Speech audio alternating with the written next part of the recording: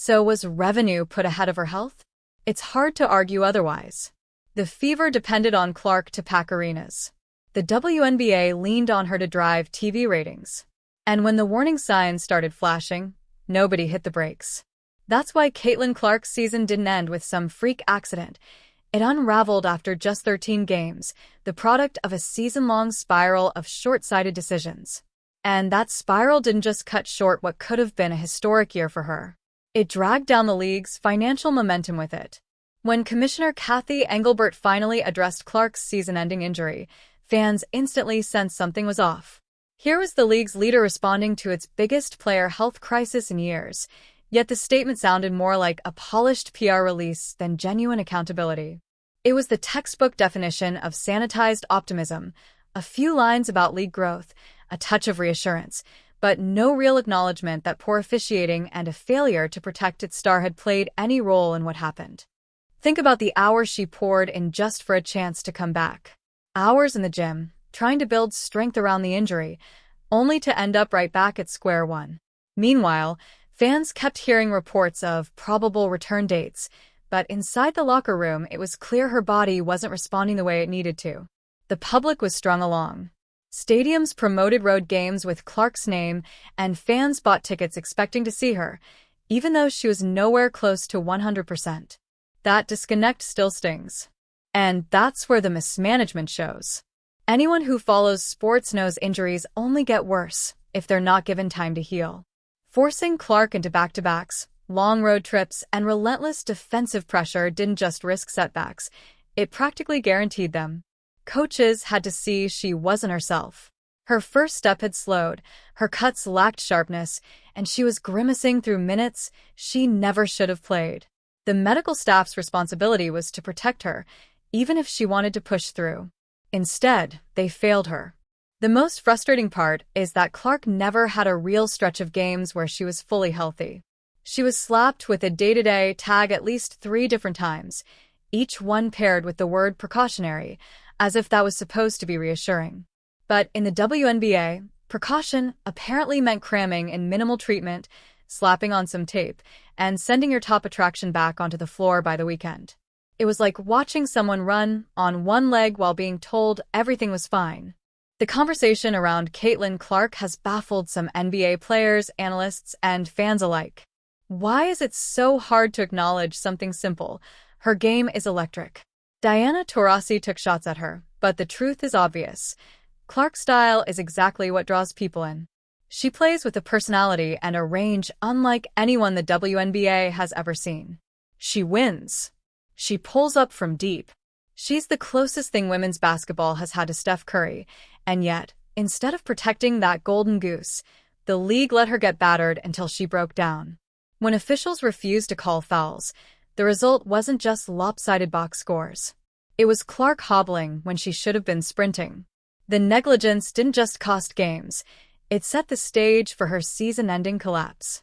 And the backlash didn't stay confined to the court. It spread across fans, media, and sponsors. Looking back now, was Clark's sophomore year doomed before it even began? Training camp reports in May already mentioned her quad tightening, an issue most athletes would rest to prevent further damage. Instead, she was pushed as the centerpiece of every practice, every event, every marketing rollout. Less than 2 months later, the issue escalated into a groin injury. By July, that groin had torn completely on the right side. And with that came the announcement no one wanted to hear. Caitlin Clark was done for the season. This wasn't about one unlucky play. It was about a series of choices, by the league, by officials, by her own franchise, that never gave her a real chance to make it through the year. That's why so many fans call it hypocrisy. The WNBA proudly celebrated record ticket sales, sold-out merchandise, and fresh sponsorship deals, all built on Caitlin Clark's name. But when it came to the league's simplest responsibility, protecting the very player fueling those paydays, they acted as if she were just another rookie. The truth is, she wasn't. By allowing her to take hit after hit with no real protection, the league didn't just skew game outcomes, it put the entire season at risk. The league's biggest attraction, The player responsible not only for lifting her franchise but for driving half of the WNBA's rating surge, was left completely unprotected. Just think about that. One athlete packing arenas in Dallas, Las Vegas, New York, and Chicago should have been treated like the investment she clearly was. Instead, while networks signed record-breaking deals to air her games, officials denied her even the most basic calls that every other star in every other league routinely receives. What fans saw instead were bodies crashing into her off the ball, relentless hand-checking that killed her cuts before they began, and constant defensive contact that would have been an automatic foul for anyone else. How many times did referees stare straight ahead while Clark was shoved into a screen, yanked by her jersey, or knocked completely off balance, only to act like nothing happened? That's what frustrates fans the most. Everyone saw it happening live, play after play. Clark getting battered coming off curls, slammed into help defense, even double-teamed before she could touch the ball. The officials had endless opportunities to blow the whistle, but instead they kept it in their pocket. Over time, it wasn't just an oversight, it was a pattern. A pattern the Washington Post later documented in black and white. This wasn't about one overly physical opponent. It was the entire league exploiting the chance to rough up the sport's new face without consequence.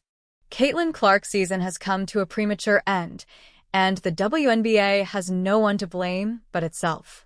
What started as a quad strain in May spiraled into repeated groin issues through June and July, and finally a bone bruise in August. Her body kept breaking down under the relentless toll. Clark's season-ending absence isn't just heartbreaking for her personally, it's a league-wide catastrophe fueled by inconsistent officiating, poor communication, and the non-stop physical targeting of a single player. Fans are outraged, demanding answers, refunds, and even threatening boycotts, while the league remains largely silent. How did the WNBA allow its brightest star to break down after just 13 games? And what does Commissioner Cathy Engelbert have to say about it? Share your thoughts in the comments. Is the WNBA at fault here?